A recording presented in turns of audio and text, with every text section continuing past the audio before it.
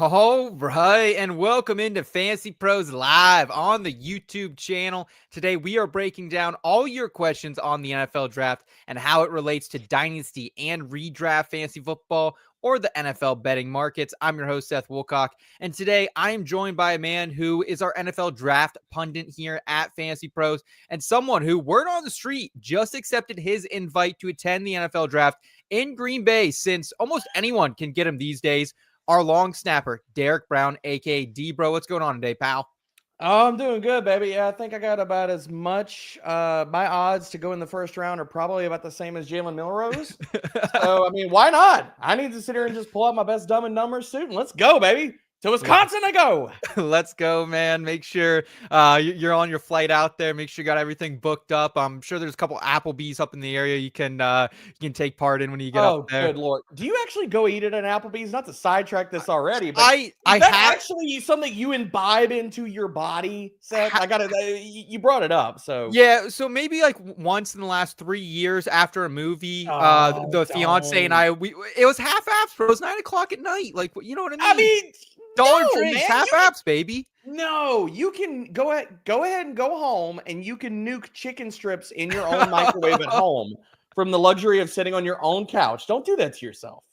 Oh man, hey, Applebee's boneless. They ain't bad, D bro. They ain't bad when you're balling on a budget like I am out here. Don't even go with the mayor thing. No, we're not having a boneless wings, aka chicken nugget discussion today. All right. Well, we will save that discussion. But before we get going, I just wanted to shout out everyone who's watching live with us on the YouTube channel. Please give this video a thumbs up if you enjoy this type of content and subscribe if you're new. Also, please send in some super chats for a guaranteed response to your questions. We're guaranteeing responses to super chats within the first 20 minutes of the show. We want to hear from you. We want to help you out, whether you're in the fantasy markets, whether you're in trying to make some money from the NFL draft, or whether you just want to know our opinions on whether that's fantasy football, NFL draft, whether it's Applebee's. We got you all covered here. So let us know what's going on today. We want to help you out. And D-Bro, probably the big news that I kind of alluded to when we first dropped in here, Jalen Milroe accepts invite to the NFL draft.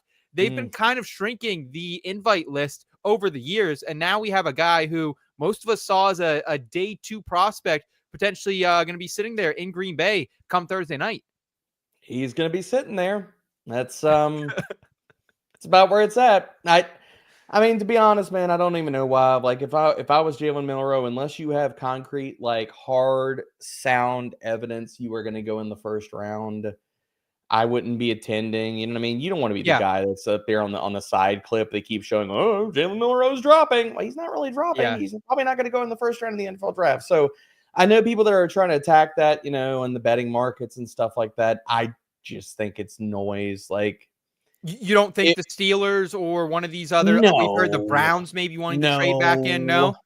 All right. So two things there. One, why, if you're the Steelers, why do you pass on, or why do you draft Jalen Milroe when you passed Malik Willis a few years ago? Right. All things are the same there. Can't see them doing that. Mm-hmm. So similar archetype. We could have a conversation, a very long conversation about the two of them as prospects and stuff. Probably Jalen Milroe stands wouldn't like that conversation. But, I mean, to me, archetype of quarterback, similar project quarterback, like, I don't see the Steelers doing it. And the other thing, I'll throw this out there, and maybe this is just hot take. You look, like, I hope the kid succeeds in the NFL. I really do.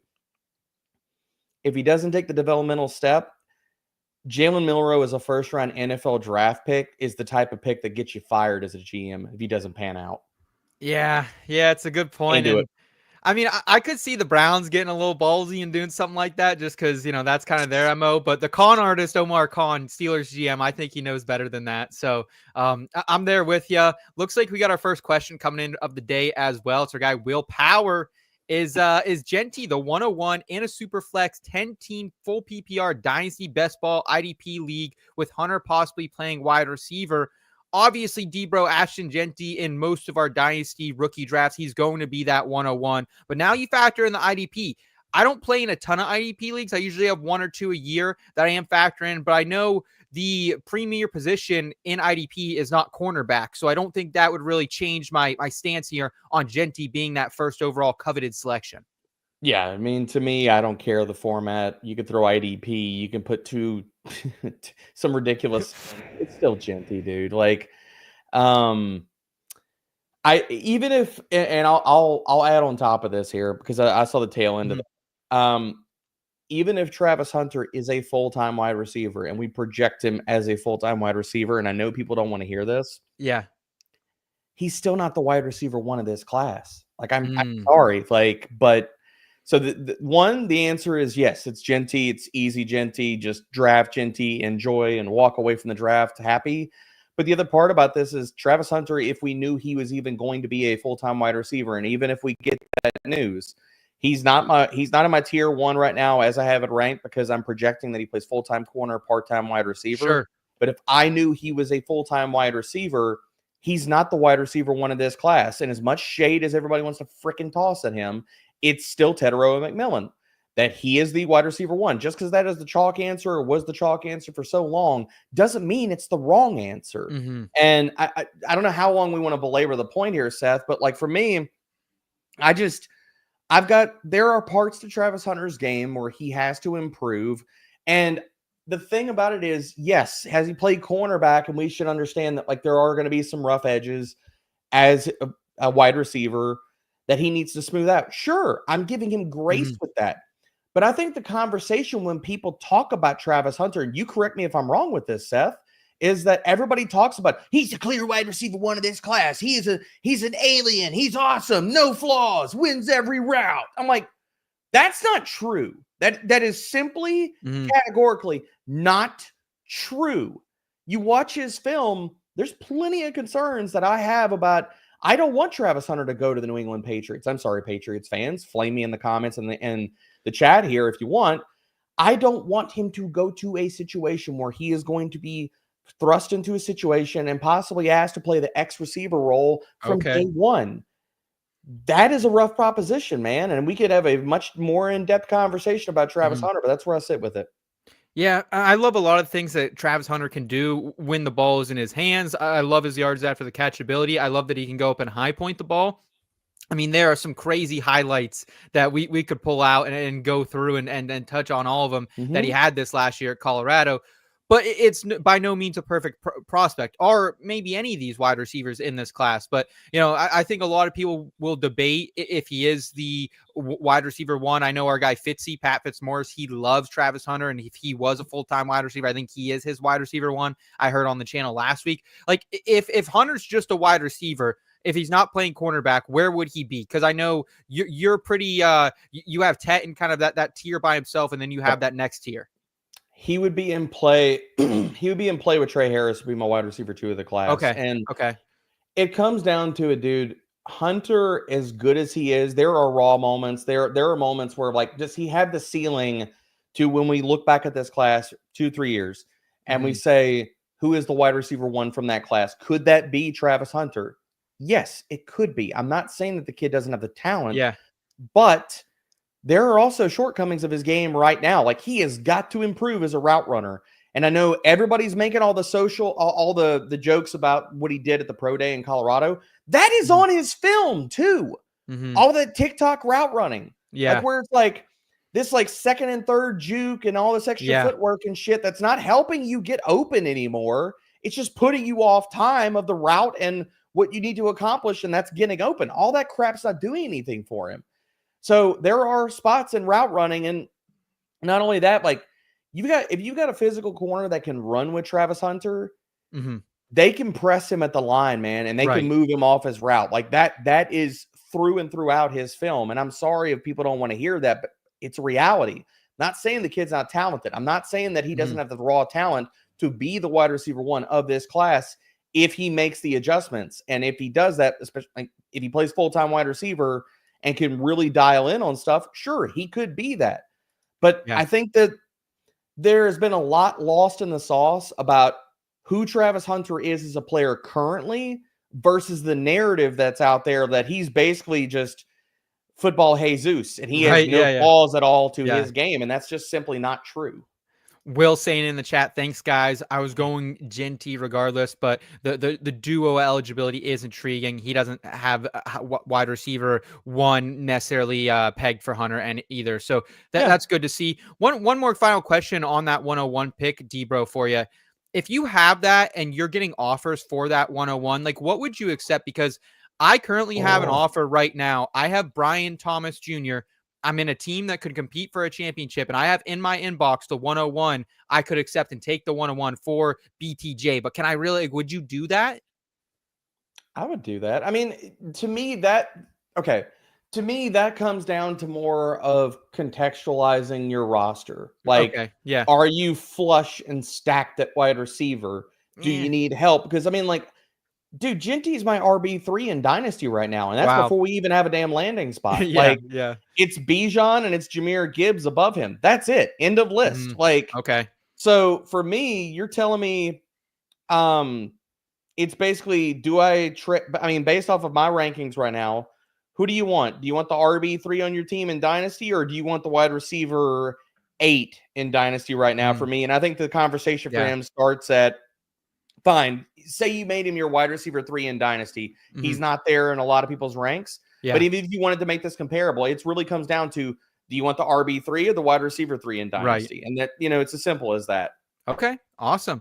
We got Woo Fantasy checking in. Always got to check in and see my good buds, D-Bro, sweet beard. That is a good beard, man. What do you put oil in that every day? Like, what are we doing on the care over there? Yeah? Yeah, you got to have pick your flavor, pick your scent of beard butter, but you got to have it, man. Like, I use one that has like cedar and like sweet tobacco and stuff like that. So you got to moisturize and condition it. Or, you look like you just rolled out the bed. I'll keep that in mind for the coming years. I'm hoping by the coming years. What do you mean? Like, are you growing your first facial hair in the next year, Seth? No, but I can't grow a legit, like, my issue. I could grow. Does it just come out patchy? Does it look like an alien crop circle? Like you're outer space? A little bit. Like with me being on camera so many times each week, like I can't go through that awkward phase. Like I need to go away for like 3 weeks and then come back. But I'm hoping maybe like give me 2-3 years. By the time I hit age 30, I think I'll be ready to go, baby. I think I'm on my second half. Let's go. Give me that new contract. Well, we can talk about the beard as long as we're gonna get away. Maybe I'll just cover up all this gray that I'm getting into it nowadays. Good Lord. We got Brian in the chat saying, desperately need a running back in a Superflex Dynasty League. Would taking Hampton over Tet McMillan at the 102 be silly, or should I target a running back at the 204? What do you think here, D-Bro? I mean, obviously, we don't know landing spots right now. I think, and obviously, Brian, unless you're, one of us true DGens that does your rookie draft before the NFL draft, there are people out there that do that. They're the same tier. I think you're looking at first round wide receiver versus first round running back, splitting hairs there. You could go with need. So if you really need a running back, like if Hampton goes where we think he's going to go, if he goes 12 to Dallas, 20 to Denver in the first round, I'm fine with that, man. Like, cause I mean, personally, I have Ted over Hampton, but I think they're in the same exact area code. And as far as the 204, I mean, right now, again, everybody's rookie rankings are going to shift, somewhat violently after the NFL draft, because I think the one thing that none of us can get our head around, Seth, and correct me if I'm wrong here, but like, if your name is not Ashton, Jeanty, and Omarion Hampton, we don't have a good feeling. We have no clue where the rest of these running backs are going to go. Right. So we talked about this a little bit. This isn't out yet, but we talked about this a little bit on the NFL draft show with Brett Coleman this morning. So that'll be out later this week. But what does that look like? Do we get running backs that go in round 2, or because of how this class and just the context of this class, like that, the cornerbacks, the second tier offensive linemen, the second tier defensive tackles, does that push, and the wide receivers of this class, does that push the running backs down the board where maybe the massive run on running backs doesn't happen in round 2 of the NFL draft? Maybe that happens in round 3 of the NFL draft. And what does that look like? So I think looking at the 204 specifically, like just off of my ranks right now, it looks like it's probably going to be more depending on landing spots. Like I have it more wide receiver heavy right now. Agreed. But again, You tell me RJ Harvey, DJ Yep. Giddens, Bashal Tootin, Devin Neal, any one of those running backs that I have in basically my third tier or second or third tier running backs. Mm-hmm. Tell me one of those guys goes in late round 2 or round 3 and it's a smash freaking spot. Sure. I mean, yeah, you're going to want him at the 204. Omarion Hampton's over underline just got released on Caesars over the weekend. 19.5 is what that is. It's a pick 'em minus 115 either way, whatever you want to go on that. So the sports books are believing that Hampton could be a first round pick. And my thing to Brian would be, hey, if you know that you want Omarion Hampton and that the person maybe at that 103 wants Tet McMillan, can you trade back and can you get Omarion Hampton plus something? That's what I would say. Try to go ahead and shop that second pick overall. See if you can go back to 3 and get something plus the running back. I agree with you, Seth. And I was going to counterpoint, like just kind of asking you, like, how would you bet that? Like, are you taking the under or the over? I think I'm pretty set on like where I would bet that, considering there's no steam on either side of it. Like, give me the over only because I've got more outs, man. Yeah. I've got more outs to take that. Like, you look at all these landing spots, like basically that is saying, do you think Omarion Hampton goes to Denver or do you think he goes to Dallas right now as we're kind of projecting this? Mm-hmm. And it's like, to me, you look at all the other teams inside the top 19 picks, like Tampa's not taking them, Seattle, Cincy, Arizona, Atlanta, like none of these other teams outside of Dallas. Maybe Chicago, but probably not unless Jeanty goes way higher. Right. Like he goes to the Jets. So like I would much rather bet the over there, especially because we're getting, basically same odds across the board. You have more outs there. That's kind of one of those, like, you taking the over or the under for a situation. Give me the side that has more outs. For the other side, I think if you're betting the under, aka he goes before 9 or 20, basically, there's just not as many outs there. Like you're threading the needle.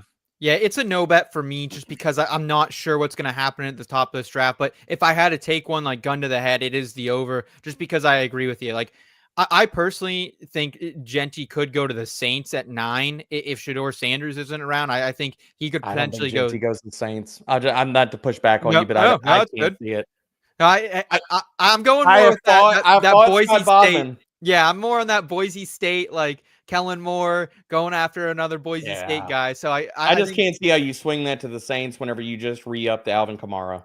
Yeah, hey, but you don't go there unless you have control like Kellen Moore, right? No one wanted that job. But yeah, I think it's Chicago. I think it's Dallas. Those are really the only teams I can see inside that top 20 going with someone like Omarion Hampton. But Brian, we appreciate the question, brother. Appreciate you checking us out today. Let's go. How do we pronounce it? Super chat. Yeah, we got Perks here. Would you choose Jayden Higgins or Jalen Noel? He has a feeling that one of them can be Brian Thomas Jr. or Neighbors of this year. Derek, you're high on both these guys, man. So. I love both of them. I mean, this is like asking you to like pick your favorite child. I don't want to do that. Like, I mean, legit, both these guys are right back to back in my rookie rankings. Like, I've got Noel at wide receiver 4 and Higgins at wide receiver 5. So, if I'm going based off the rankings, I'll take Noel. But the real answer is give me both. Yeah, I agree. I think I like Higgins a little bit more just because I think he can be the X on a team, while I think Noel's going to play more of that flanker role. So I like Higgins, but I think either one of them, Perks, you got a really good chance here, man. And I think you're on the right track. You're listening to Debro on 2 of his favorite wide receivers. I want to go to a super chat here from a guy, Sherney. Would you trade the 104 and a 2026 first rounder for Drake London? People this time of year is always trying to get out of Drake London. It feels like I've bitten this apple myself a few times. How do you feel about it, Derek? Okay, so would I make this trade? I would counter this trade. It's pricey.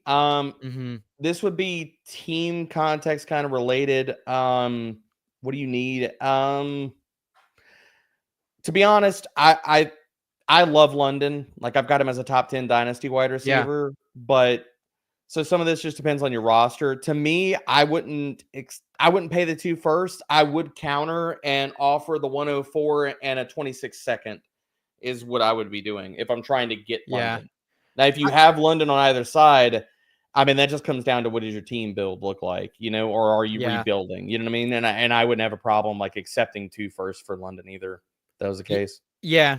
If I have London in this deal, I would gladly take 2 firsts, man. Like, I think at this point, like you could still get a Tet, you could still get Omarion Hampton there at the 104, and then hey, we lock and load, see what that 2026 first rounder is. It going to be a team? I think that's the other thing, Sherney. Like, is it going to be a team in your league that you think kind of has a dog water team that's going to go out there and could potentially give you the top 3 pick next year, right? Yeah. And thinking Superflex next year, we got Arch Manning potentially coming out. We got Drew Aller coming out. We got Cade Klubnik. Like, there are so many guys kind of sitting there in the barrel, in the chamber for next year. So yeah, I would not trade the 104 and a 2026 for London. I think you can just get better players for that. So, but I think we both like Drake London potentially as a big, bounce back candidate this year. I mean, I guess he had a good season last year, but I mean, he caught over 100 balls. What else do you want, Seth? I mean, yeah, I know, but we were taking him second round, right? Like, we were taking him second round of these rounds. Baby.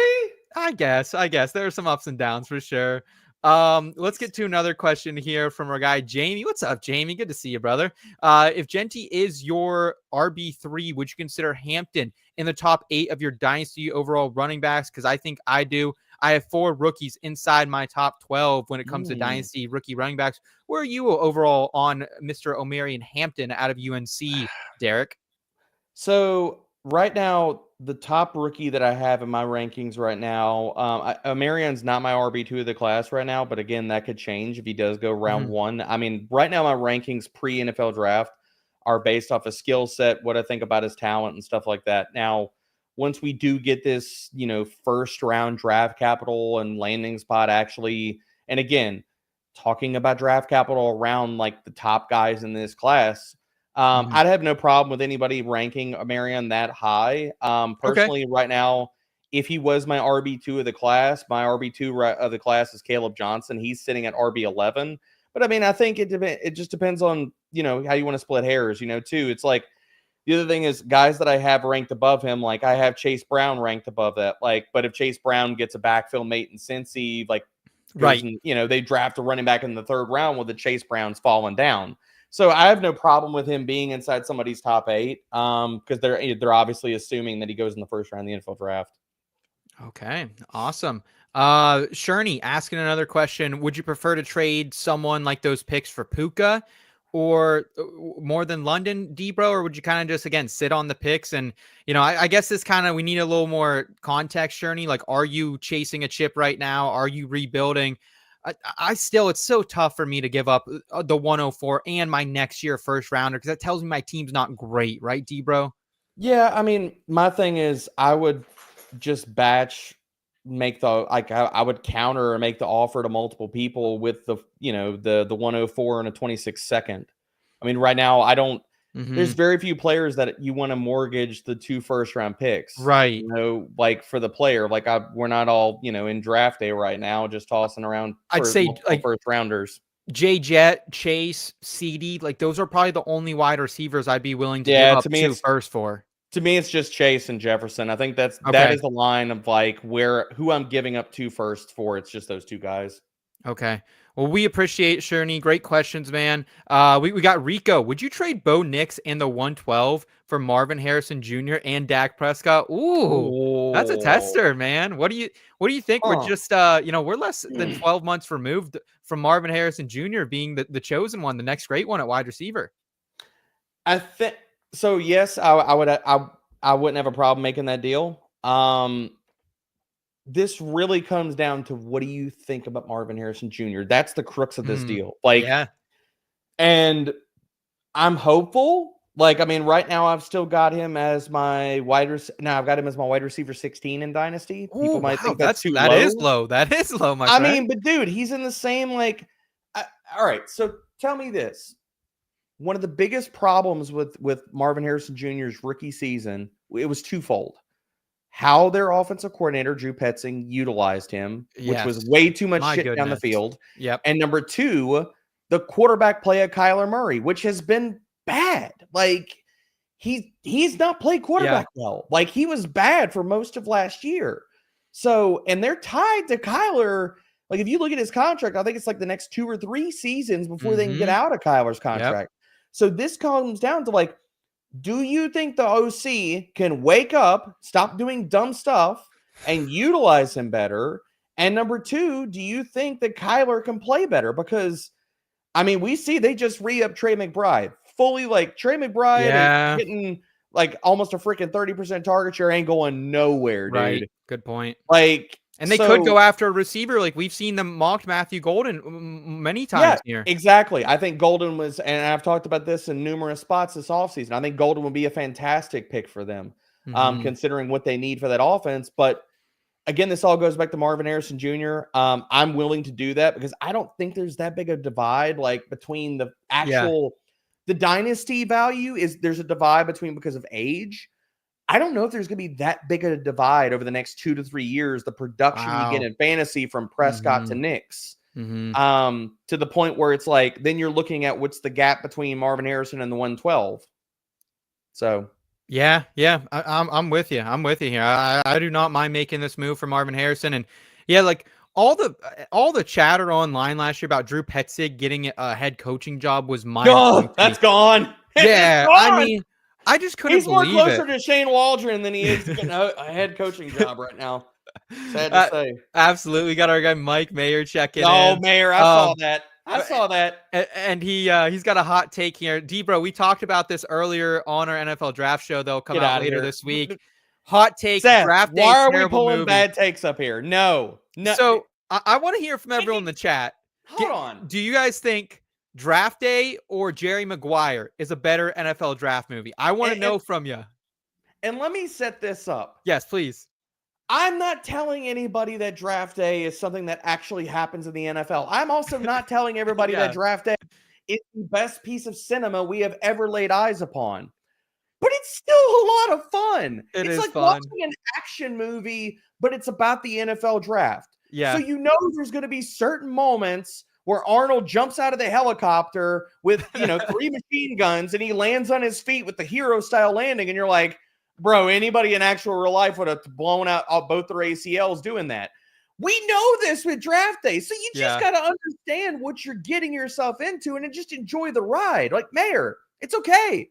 You don't have to be a sourpuss. It's okay, dude. Just be happy.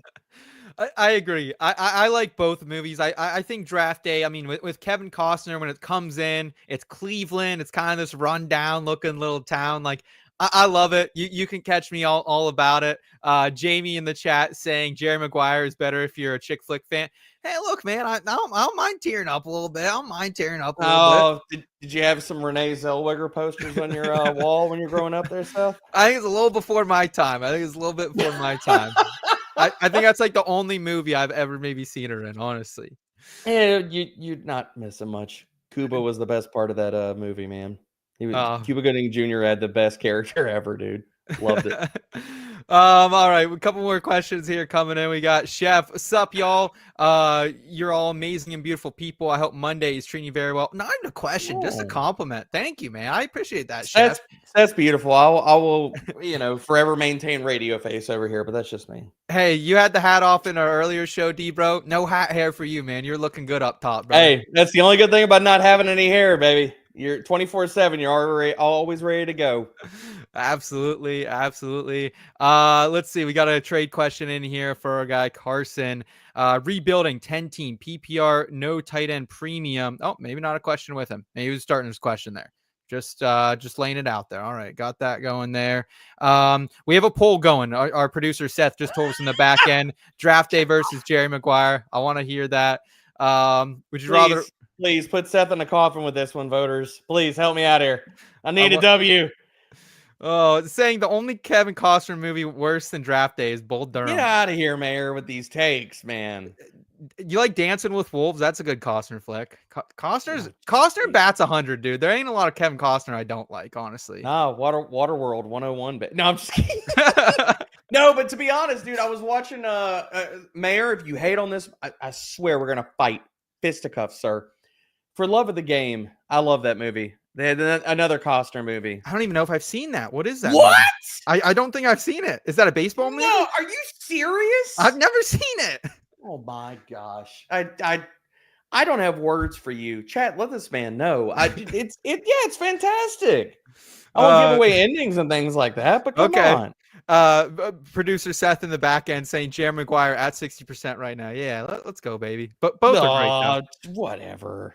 Back to the NFL draft, back to fantasy football. Would you draft Jaxson Dart with a 202 in a 1 QB league?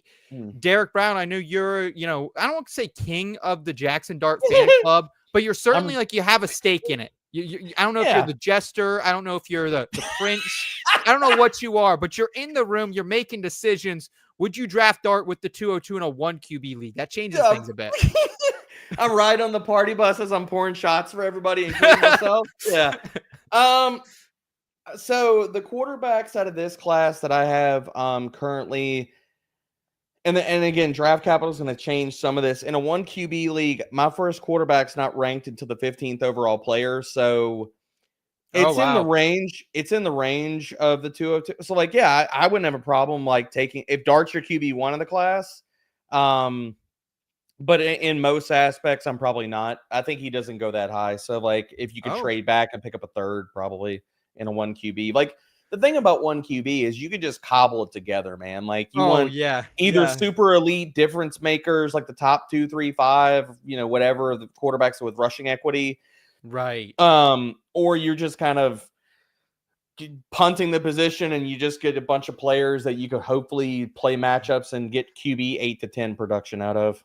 Yeah, I'm with you, man. In 1 QB dynasty leagues, just in the last few years, I've won championships with Gardner Minshew, Baker Mayfield. You don't need an absolute stud. So I think 202 a bit too rich for Mitchell. But you see the private chat there, Seth? Draft day's getting the comeback, baby. We're 50-50. We got a coin flip right now. Let us know. Let us know in the poll, guys. Let's keep going. We need a little Tom Cruise love out there. He gets buried these days. Costner. So. No. Never Tom Cruise. It's fine. He does his own stunts, baby. Do you like Jalen Coker or Xavier Legette here? We've talked a little bit about these guys both on the NFL draft show just because we don't think that these guys are true difference makers enough, Derek, that would stop them from drafting a Ted McMillan or a Matthew Golden or something like that. So who do you like better, Coker or Legette? And are you married to either of them when it comes to dynasty formats? I'm not married to either. Actually, one of our work leagues, I just traded Jalen Coker away about 2-3 weeks ago. What'd you get?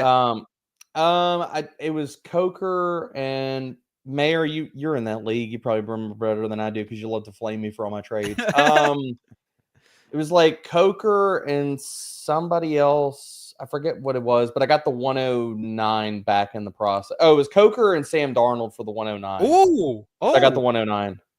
I was happy with that. But for me, I would take Coker, dude. And this is not just my pre-draft love of Jalen Coker and stuff. If you look at the numbers of when they were both on the field towards the end of the season playing full-time snaps, Jalen Coker beat Xavier Legette in basically everything. Now, I know Canellis is out there saying he's our wide receiver. Bro, you just spent the first-round pick on him. You got to talk the kid up. I get that. But the numbers paint a very different picture. When Legette comes in, and not only is Adam Thielen dusting him in target share, but Jalen Coker is doing it and efficiency metrics too. That's a problem, dude. And I'm not saying that wasn't high on Legette. I saw the upside argument to be made if Xavier Legette were to hit in the NFL when he was a prospect, but I was definitely lower than consensus on him. I love Xavier Legette, the personality. I love. Oh, dude, he's awesome. Yeah, they should give that man and his family his own reality TV show. That should definitively happen. As somebody from the South, everybody's like, "How do you understand anything he says?" And I'm like, I got family that talk like him, and there's a lot of family that I have in South Louisiana that it's even thicker of an accent. So, did you see he was just riding a horse the other day? Yep. I don't remember. Family had a cookout, baby. They were doing it up right. Yeah, I showed my fiance a couple days ago the Xavier Legette videos just because she had never. Dude, he was going full Vince Wilfork, had the overalls on and everything, bro. Good stuff. We appreciate Dayla. Here we got a super chat, $5 super chat from a guy Jonathan Coble saying, "D-Bro, you're the man. Thanks for all the great takes over the year. You and Fitz are go-tos for advice, and Tucker Craft is my boy. Great early catch." Debro, I can remember even before you and I worked together, listening to your advice on, hey, tired is going Luke Musgrave and wired is going Tucker Kraft. And hey, pat yourself on the back, baby. Let's go. Dude, there's a receipt out there. I don't want to pull a hamstring here with the victory lap, but like there's a receipt out there somewhere of as soon as they were both drafted, I said history will show something to the effect of Tucker Kraft being the Mark Andrews and Luke Musgrave being Hayden Hurst of those two draft picks. And talent finds a way, baby. That's all I can say. Talent finds a way. Thanks, Jonathan. Appreciate you. Yeah, appreciate you, Johnny. Here we got Carson in the chat. 101 and Jatavion Sanders, I think is who that is, for Garrett Wilson plus the 210 and a 2027 first. Oh, man. Like, it's so hard to get rid of that 101. Like, I get you're getting a 2027 first back, but I'd rather that be a 2026 first because I know the quarterbacks in that class way more dynamic than what it looks like for the 2027 class. So I'm a bit hesitant to do this, Debro. I like Garrett Wilson. No, and I didn't mean to cut you off, Seth, but if I'm splitting up the 101, I want a very high-end asset, and I'm not saying, but like Garrett Wilson's in a contract year, unless I'm wrong here, and then we don't know what we're going to get out of Fields. We don't know what we're going to get out of this offense. It's not like there's a ton of other playmakers, and how run-heavy is it? Like, there's a case to be made that Garrett Wilson could lose value after this year, and that's not really a bet I want to be making where it's like people always talk about like, okay, you build, in Dynasty, you're rebuilding. You build the quarterbacks, wide receivers, tight ends, like running backs, the last thing you build, okay? Or you don't want a player. I've also heard out in Dynasty streets, and Seth, that like Jeanty or a high-end running back like Bijan or whatever, like if you're on a rebuild team, like, do you want him? Bro, like, you're making the bet he's a foundational piece. Right. And foundational cornerstone pieces in Dynasty, like those elite of elite players, I don't give a crap what the the complexion of my team is. I want those players, and that's Jeanty. So, like, if I were going to make this move, it would be a lot of times if I'm going to tear down like that, I don't want to come off a high-end player and stuff unless I'm getting a really premium return, and I'm probably not splitting it into 3 parts. I'm probably saying I want to split this sandwich in half.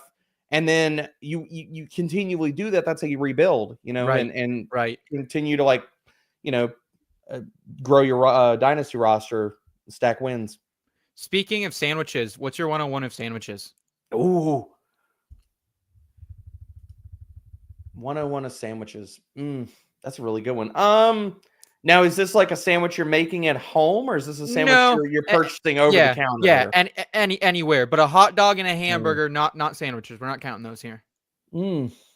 Although a hot dog is a sandwich, but anyway. Oh, okay. It is. What else are you gonna say it is? It's a hot dog. It's a hot dog. It's its own but thing. It's a sandwich. A sausage. And Mayor, I don't even want to see your comment. I know you're gonna. Dude, I mean, probably for me, if I'm going to be at home, it would probably be a grilled cheese. And if I'm out and about, I'll just go cheap here. I just make this easy, man. It's wherever you want to get your version of a spicy chicken sandwich. For me, that's Popeye. Oh, yeah. Yeah. Did you see the new pickle menu they got rolling out there at Popeye? Yeah, I know somewhere Scott Fish was cringing when that got released. But yes, I did see that. I was like, oh, yeah. Dude, did you see they got a pickle lemonade or something? I was like, I can't. That's too far. It's too far. We have lost the reason for the season. That is too far. Yeah. No. I agree with you there. Thank you, Jamie. A hot dog is a sandwich. Yeah. Thank you. Mike in the chat saying peanut butter and jelly, the 101 always. Seth, our producer, saying good Reuben. A good Reuben Mayor, could be what the about 101. The people with peanut allergies? What are they going to do, Mayor? I'm actually a cheesesteak guy. Like, give me a straight, like, from Philadelphia. Give me a cheesesteak. That's probably my 101 of sandwiches. That's probably that or Italian. Big Italian guy. Are they going to ever allow you back into Philly, Mayor? Since you didn't say Philly cheesesteak, we do need a ruling on that as well. Just throwing that out there.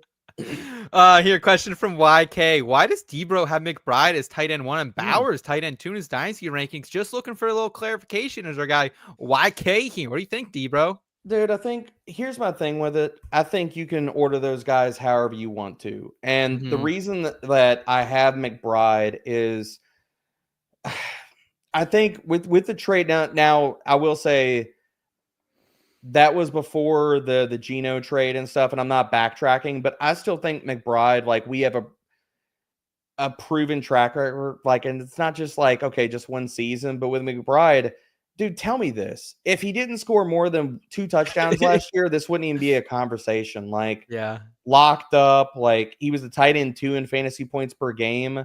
You just look at, like, his expected fantasy points per game. So if he would have scored as many times as he should have, considering the volume, his expected fantasy points per game, Seth, was 19.2 per game. Wow. So, like, it's just like, yeah, it's just playing the simple fact of, okay, like, that type of, like, outlier touchdown stuff of, like, him only scoring twice.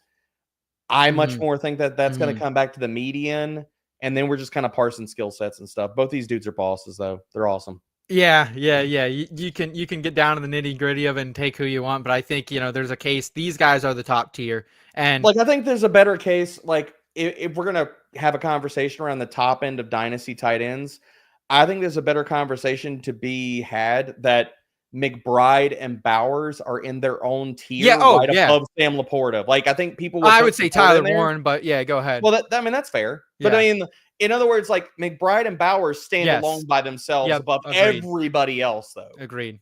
100% agreed with you there. We got our guy Chalka in the chat. Would you take Travis Hunter 102 to 10 team, 1 QB, 1 IDP league? I can't do that still. I get the IDP appeal. There's Tet McMillan, there's Omarion Hampton, there's all these. I'm a Henderson guy, so I would potentially take Travion Henderson at that pick too. It's too rich. Like, I know the IDP is kind of, helping things out there, but what if he's just an IDP asset? Well, like, that's a possibility. Like, what if he doesn't kick in enough? Because I know I get where the question was fueling this in the IDP, because it's the second question we've gotten Hunter as an IDP asset. Yes. But my thing with that is, are you going to consistently get enough wide receiver production at the end of the day on a weekly basis or at the end of the year to make him like that skeleton key that you need to take at the 102, where, he's scoring you a crap ton of points in IDP and on the offensive side? If we knew he was fully going to do that, sure, I get it, but we don't. And nobody can tell you definitively that will be the case. And if they can, or they are telling you that, they're lying to you. None of us know. Yeah. It's a mystery box right now, man. And I feel like if you're going to take him at the 102, like, it's just too risky. You probably want to have a linebacker or a defensive end in that IDP slot anyways. And like, I get that, like Debro said, maybe Travis Hunter is the skeleton key that can get you points on the offensive side and the defensive side of the ball, but it might take some time. It might be a little late. So no, just too rich for our blood there. Frodo in the chat saying, in a keeper league, Superflex, PPR, keeping Jayden Daniels round 7, Malik Neighbors round 3, trying to decide between Devon Achane in round 8 or Xavier Worthy in round 10. Achane risk reward Worthy, potential second year breakout. We already saw the breakout from Worthy down the stretch, D-bro. We did. And my thing about that is, which one of these guys has it more likely in the range of outcomes to be a difference-making league winner for you? Thread the needle and making that case for Xavier Worthy is a much harder thing to do than doing it for Devon Achane. So with Rice coming back, yes, this is clear. Yeah. Even if Rice wasn't coming back, though, because here's the thing: to be the difference-making, like, wide receiver.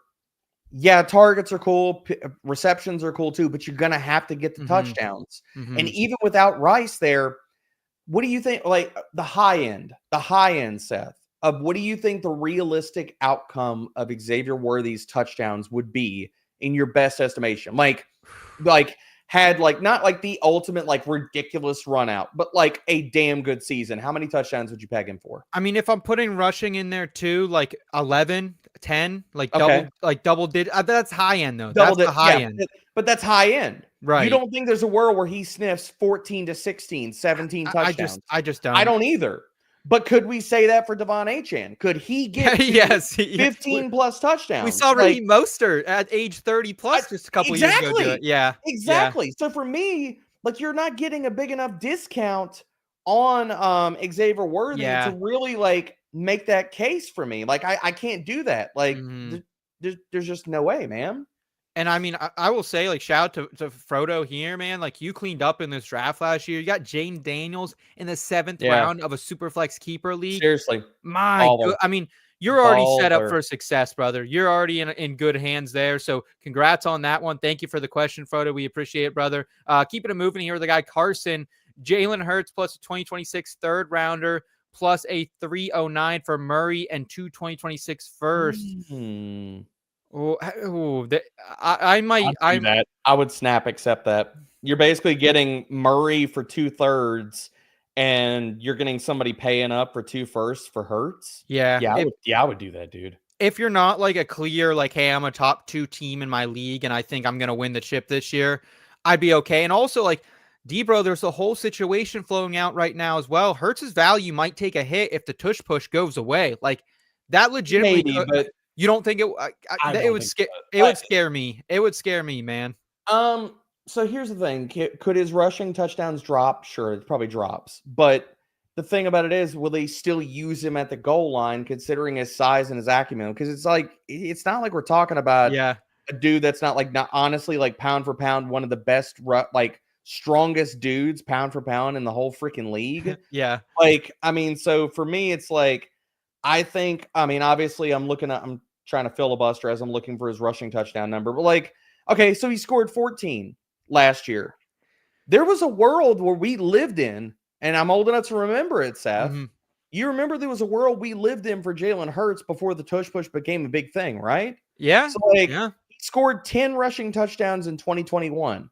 If he only drops from 14 to 10, even with the tush push going, or he gets more because he only threw for 18 touchdowns, that number's got to come back. Like, I'm not worried about Hurts at all, but for me, this is a fantastic return, and I would actually double on top of this and say, as soon as you make the trade and you get Kyler Murray, go tier down again. Get yourself like the 104 and something on top of it, like a 104 and a second for Kyler Murray in this class. Go draft whatever quarterback you got there and then take the extra equity, because I'm not a Kyler stan. So I would take that as a win and then just keep moving down the road and get rid of Kyler too. Yeah, and as we mentioned, there are some really great quarterback prospects in this next class. Arch Manning could legitimately be a fantasy superstar just because of what he can also do with his legs. So, yeah, I like this trade a lot for you, Carson. Good on you, bud. Here's from Jamie. Now that the Patriots have traded Joe Milton III, are you grabbing Josh Dobbs in deep Superflex leagues? Only rostered in about 8% of leagues. What do you think on Dobbs here? The passer not? Yeah, if you're in deep Superflex leagues, yeah, absolutely. Every backup should probably be rostered. Every backup should be rostered. And I'm even, like, in some deeper leagues, I'll roster like a guy that I like, or practice squad guy, or a QB3 here and there. I mean, it depends on if you have the room to do that, but I've got some dynasty teams where I've got Tanner Mordecai of all people, and people don't even know who the hell that is, but I've got Tanner Mordecai on a few taxi squads out there in the ether. Just because he's super hyper athletic. If he ever got a chance, he has rushing equity. But so, yes, Dobbs need to be rostered. Absolutely agree.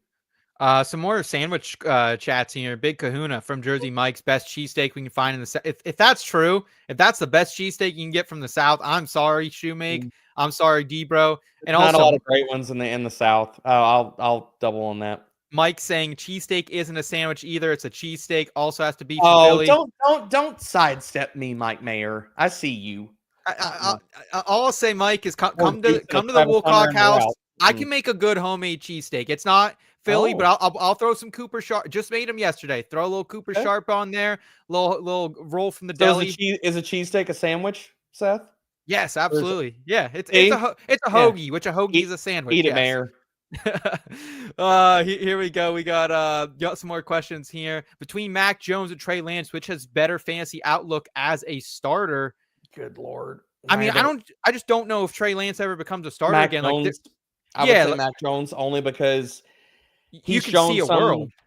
Well, he's in San Francisco too. You could see a world where, I mean, obviously he'd be the guy rocking it if anything happened to Purdy, but you could see a world where he operates in that offense versus dude, we haven't even seen anything out of Trey Lance like to say that he's even good enough to even get on the field as a starter. Like, how many teams have like that? I mean, dude, Dallas, how long is Dak Prescott? How many times has he gotten hurt? And Dallas in all those iterations said, okay, who gives us the best chance to win?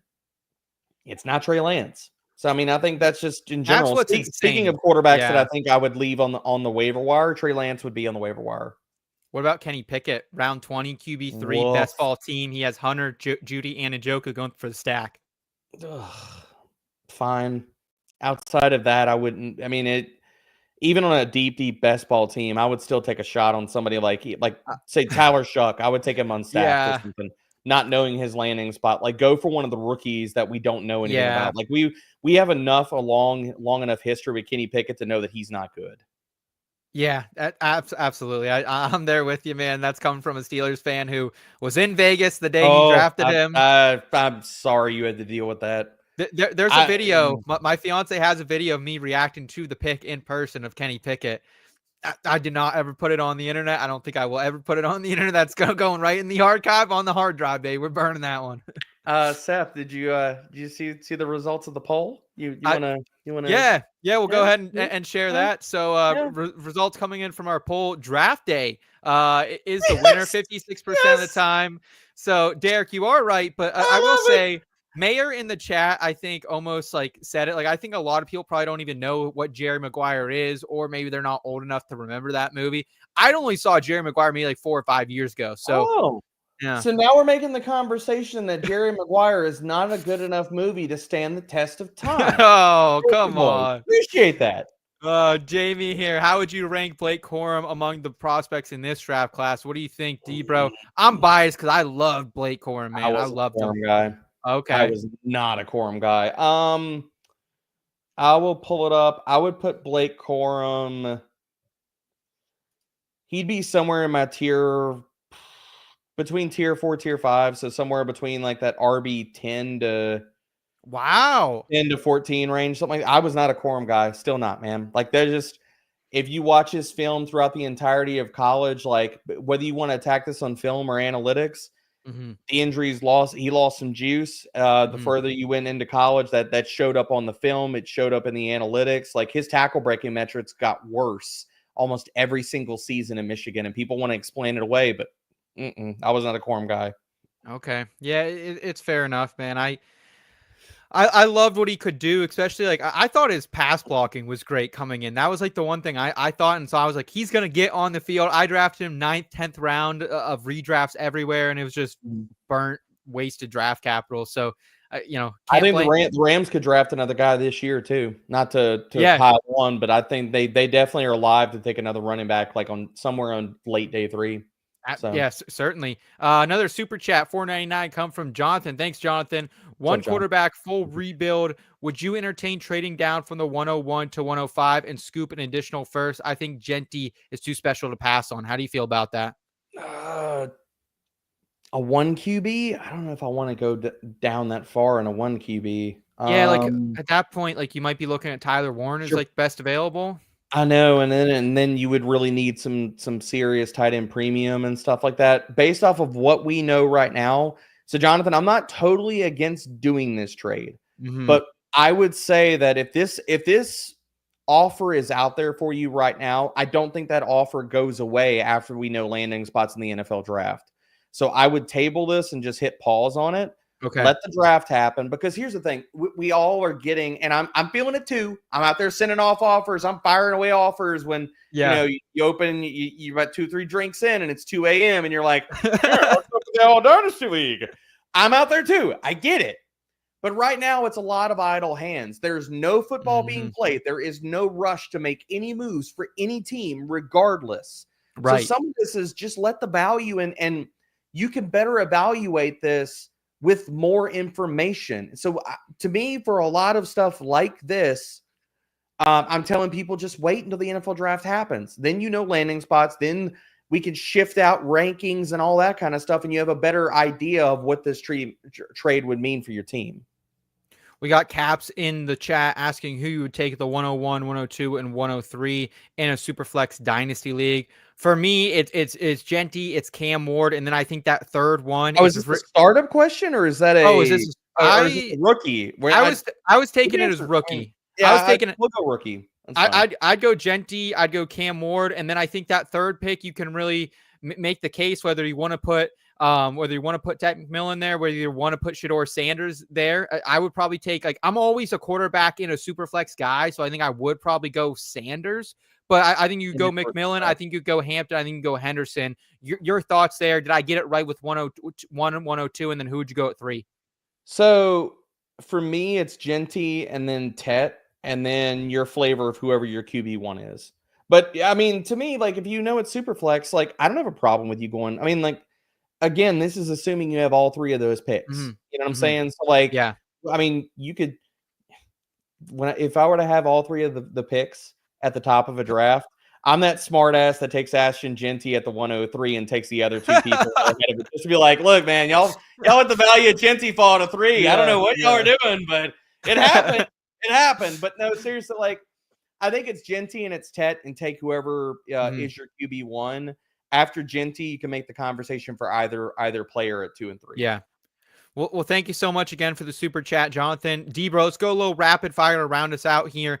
A-Chan, Wright, and Hurts for the 2025 101, 104, and Bucky. We don't know if this is super flex, but I think I'm making this deal no matter what. Done. I mean, dude, that Wright's a non-equation in this. So it's really A-Chan and Hurts.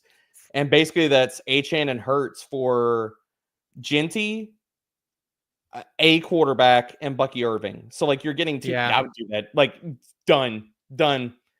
Dune, get out of here and go accept that freaking trade. And then, if you choose to hop back in, please do. Keep the 101 or trade it for a haul, Deeper. I think we've already kind of touched on this. Depends on the haul. Right now, I'm keeping it. Like, you're gonna have to give me a lot of stuff for Jeanty, dude. I want exposure to him in Dynasty leagues. Like, if that's the only league you have the 101, and there's like 2 leagues that I have the 101, there's not much that's going to push me off of Jeanty, because I just want exposure to him in the Dynasty portfolio. Like, I want to have him on some teams. Completely understand with you there. Jamie asking, not the best time to trade for running backs in Dynasty, but is there anyone you are trading for right now? I'll tell you one guy. Not really, but go ahead. No, you're good. I feel like the only guy I would really be looking to just, like, throw a small offer on the table right now, Jalen Warren. Jalen Warren's still young. He's gonna be with the Steelers here again. I think if you need a sneaky running back too, the value could go down. I think, like, you're pretty much like betting, hey, the Steelers aren't going to take a guy on day 1. Maybe it's day 2, but I think Warren, whether it's DJ Giddens, whether it's someone like a Tootin that they add, I think Warren's going to be in a very good position. So I like Jalen Warren as a buy right now in Dynasty. Who do you like? Jamie, I'll give you my number, and I don't know if we're going to end up getting this clip for social, but let's go. Dude, the guy that I want to trade for in every single spot, because I think he has a Josh Jacobs, like, ridiculous RB1, going to, like, threaten for 2,000 rushing yards type of season in him one of these years, dude. He is not valued like this at all. The guy, if I'm going to trade for one running back in Dynasty right now, where his upside, his talent, and his value are not commensurate with where you can get him for in Dynasty, it's Kenneth Walker, dude. Like, he continually is. It's come down to 2 things. While we haven't seen, like, ridiculous RB1 seasons for Kenneth Walker, the role is there. Last year we saw the pass catching, dude. So all we need is the offensive line needs to play better. Okay, can they play much worse than they did last year? We know Seattle's going to be more run heavy this year. He is continually at the top of every tackle breaking metric you can pretty much find. And for me, that's the guy I want to bet on the talent, especially when you're not paying that type of price in any trade for him in Dynasty. Yeah. I love Ken Walker, man. He's someone I'm definitely interested in. I'll throw out Isaac Guerrero too. I mean, he's going really late. I mean, if the CMC manager has him, it's going to be tough to get him, but RB 52 right now in our ECR Dynasty ranking. So great value there as well. Guys, this has been an absolute blast. Thank you all so much for for hanging out with us. We greatly appreciate it. A couple things I did want to let you know as we're rounding out the program here. Make sure if you want invested with our signed DeAndre Swift jersey, it is for free right now, courtesy of our friends over at pristineauction.com. All you have to do is subscribe to the Fantasy Pros YouTube channel right now. Drop a comment below, not just a chat in the live chat, but a comment below on any Fantasy Pros Dynasty podcast video. And that's it. We will be announcing a winner right here on the podcast. So make sure to turn on those notifications so you can be alerted when new videos are up and to claim your prize. And also, while you're over here on the channel, and also make sure you're checking out the fantasypros.com/simulator to get invested with our Dynasty Rookie Draft Simulator. This is something that I'm using all the time. You can customize your league settings to match your league's exact format. There's no waiting in between picks. So I'm doing this right before meetings, right before I have something to jump into. It takes 5 minutes, jump in there. Premium subs. You can also test trade scenarios by mocking with your trade draft picks. So make sure you're preparing for your rookie drafts, your dynasty startup drafts in one place. Use the Dynasty Rookie Draft Simulator to dominate your rookie draft today. Again, that's fantasypros.com/simulator. And all right, guys, that's going to do it for us today, live on the Fantasy Pros YouTube channel. Thank you so much for watching. You can check out more of Debro and myself over on the Fantasy Pros NFL Draft Show right here or wherever you get your podcasts. Again, please give this video a thumbs up if you enjoy this type of content, and subscribe wherever you get your podcasts and to the channel. We'll catch you next time. For Derek Brown, I'm Seth Woolcock. Take care, y'all. Next Monday, baby. We're live next Monday. Let's go. Yeah, come on back.